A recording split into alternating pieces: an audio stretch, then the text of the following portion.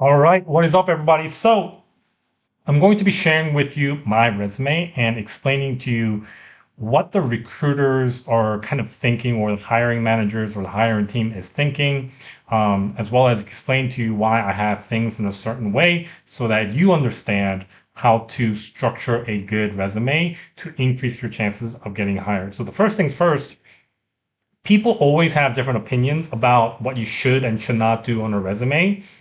This is just from countless resumes that I've studied. One of the best things that works out there. Some people say like you should have your picture, but some people say, oh, that picture creates a bias. So just having no pictures, having as much word as possible and empty white spaces, because this is all real estate, right? You just want to make a good first impression and put up a lot of numbers out there, which is going to increase the chances of you getting hired, right? So um, first things first, you put your name in here first, last name, city, state. I highly recommend a Google Voice number. It's completely free. You can download the app. You can have it on your phone, and you can just use it as a basically two phones, right, within one. And the reason why you want to do this is, unfortunately, there's a lot of scam offers out there. There's a lot of marketing companies out there where you can apply for a job and they'll ask you what's your age, what's your income bracket, etc., because they sell your information, and then you basically get targeted by, marketing text messages and calls and etc. So you can always just turn off and delete your Google Voice number. And so it's completely free. I highly recommend any job applications that you do, just use a Google Voice number, and you want to put your LinkedIn in there. If you want to see how you should structure your LinkedIn, you can definitely click on mine, check mine out, and I'll make a separate video on that later on. And so the first thing that you see here is the job title that you're applying for. So whatever it is, it could be a sales, entry-level sales position, or a management position, VP, director, whatever it is. Just put that title in there. And like I said, you should have, my personal rule of thumb is you should have anywhere from 3 to 5 different resumes for positions that you want to work for remotely, because it just increases your chances of getting hired. Because if you just only want to work in one position, there's only so much out there at any given time, right? So you want to have multiple that you can kind of flex in. And then put whatever it is that they're looking for. So, for example, if a company is looking for a client success manager that's going to help them with retention, to reduce churn, right? Then you want to put in ascension and retention consultant, right? Or retention consultant, whatever it is. So in this case, it was more ascension and retention. So that's what I put in there. And you got to look at this from the hiring manager's perspective. They're looking at hundreds of applications, right? So they literally spend, and I've done this myself because I've had to go through hundreds of applications when I was hiring for companies when I was a chief operating officer and other management positions.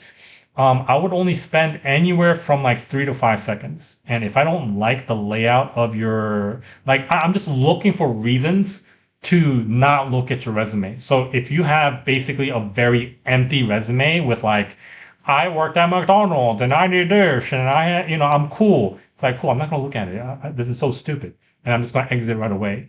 And so typically you have right about, they say anywhere from like 5 to 6 seconds, which is absolutely true. So they're going to look at the first thing here, as well as some of the experiences that you've had, right? So this is kind of the arc that you want to create. So personally for me, what I always look for when I hire and what I find very relevant when I'm on interviews is numbers, right? Everybody can say, "Oh, I'm the best and I can magically turn around the company and I can do X, Y, and Z and I can, make everybody do backflips and have six-pack abs in the next 90 days." Right? Those are great things to say, but can you back it up with numbers? Can you back it up with some evidence? Right? And that's like the big thing. And so personally for me, I recommend always lead in with numbers. So you can see it's 2 million in 2 months, 200 plus clients, monthly onboarding streamlined, and quarterly ascensions scaled from 60 to 200K in a year. I drive measurable growth by optimizing client success, onboarding, and retention through strategic engagement and operational efficiency. I create seamless client experiences that fuel long-term growth, long-term business expansions. And you want to be as human as possible. You don't want to use like complicated vocabulary like, oh, I did crazy things, right? Like it's okay to use job relevant terms, right? Like CSC, MPS, etc. Right? That's relevant to a CSM position, but don't use any complicated vocabulary. You just want to make this as a fifth grade level. Make it very simple. Lead in with numbers, and then explain yourself here. And then, right, once they like that, they can kind of okay, I can understand this person's experience as well as the volume, right? Because the thing that recruiters want to understand is, can you handle the level of pressure? Can you handle where the company is going, right? So if you say, oh, I worked at a restaurant and I can work very well under pressure, that's cool. But my restaurant has 2,000 customers per day. That's a lot of pressure. To me, your resume doesn't state anything. That's why you want to put assisted in serving 500 clients on a daily basis, right? It's like, cool, I can understand. Now, this one player can handle a quarter of my volume, right? Perfect. And so that's why number is important. Okay. And then you go into the professional experiences. So keep this as is. Sometimes you could change this around. Some people say work experience, but work experience is so overly used that I just use professional experience. So it's a little bit different. Company and the role that you've had. And then, this is a mix of keywords, because sometimes people use AI. So, they filter out applications based on keywords. So this is a mix of keywords as well as numbers, right? That's why I have those in there. And month is just month, right? So if it's January, and you've worked till February, whatever it is, just put that in there, remote or whatever the location is. So here's an example of a location. When I was in the Navy, this is true, right? I was serving from June 2015 to August 2023. And so whatever experiences you have, you can pick and choose. You don't want to do too much. You don't want to go beyond one page, right? Nobody is going to sit there. Like, I know this is like, it's my resume. I want to read through it, the whole thing. Recruiters do not do that. Right? And I'm sure you've been on interviews where you know that you put the information in there and they still ask it to you anyway. And that's like for one of two reasons. They may have read it, but they want to kind of do a dummy test on you to see if it's actually legit, or they haven't read it and they just prefer face to face. So, if you have many, many different companies that you've worked with, only pick and choose whatever is relevant that can fit into this page, right? So the achievements and impacts can go away depending on, how many relevant experience that you have.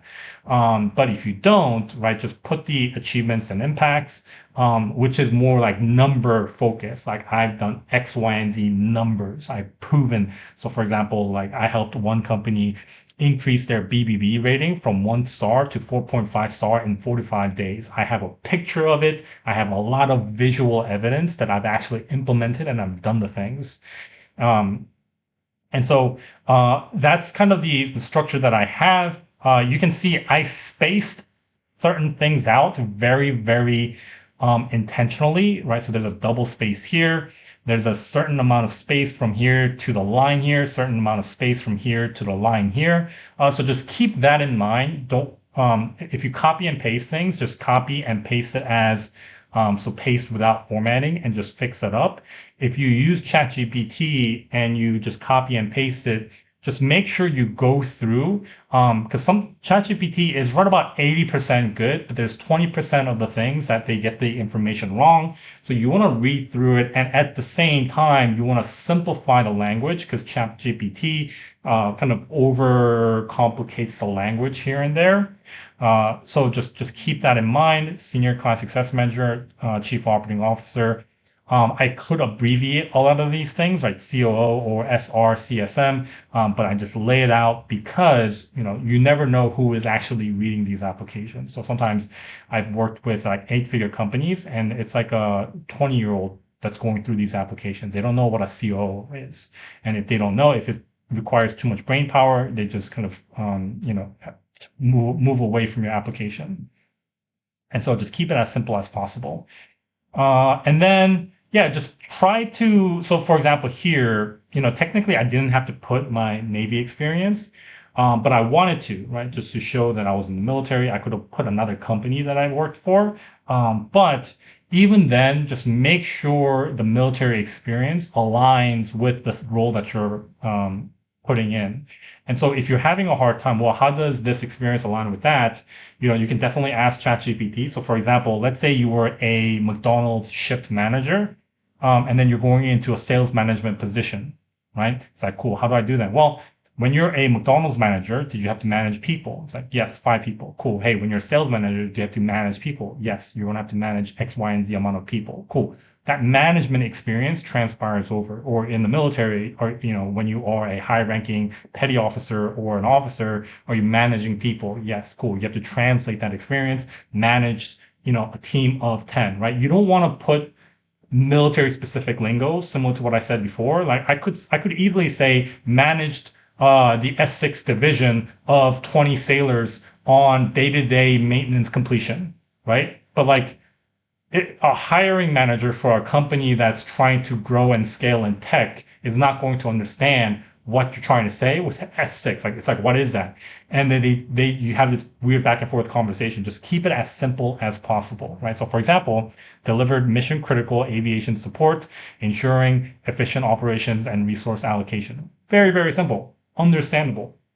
Managed high-value aviation repairable assets, optimizing logistics and reducing inefficiencies.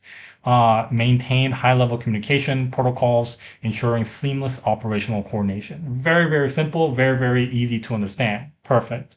That's it. So hopefully this gives you some context. Like I said, you can always use this template. I highly recommend don't deviate too much from this. You don't want to go 2 to 3 pages. Just keep it as is. You can always take this part off if you want, or if you want to combine it here. I just kind of like to do a quick sandwich. But like I said, the most important sections that I find in a resume is number one, the title. If you're applying for a CSM role and your title is like, savage, delivery driver, it's not going to make any sense, right? So you just want to make sure you keep the title aligned. You can use ChatGPT to help you with that. And just keep in mind that they look at kind of the impact statement and your job experience real quick. And then they'll kind of start investing slightly here and there, but don't expect them to actually read through this, but just obviously make sure that you actually have the experience, you actually translate it properly, that you've actually done the things, don't fake anything, because an interviewer is going to be able to quickly tell if you actually have done the work or not, because I've been able to quickly tell if somebody's good or if somebody's not, or if somebody lied on their resume very, very quickly. And so hopefully that helped. Till next time, peace.